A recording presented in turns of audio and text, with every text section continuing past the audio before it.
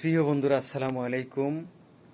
পবিত্র মাহে রমজান মাসের একটি রোজা রাখার পর মহান আল্লাহ তাআলা তার জন্যে জান্নাতের প্রতিটি দরজা খুলে দেন।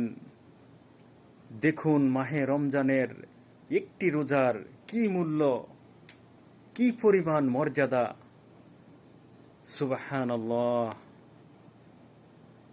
এই মর্যাদা একমাত্র পবিত্র মাহে রমজান মাসের একটি রোজার।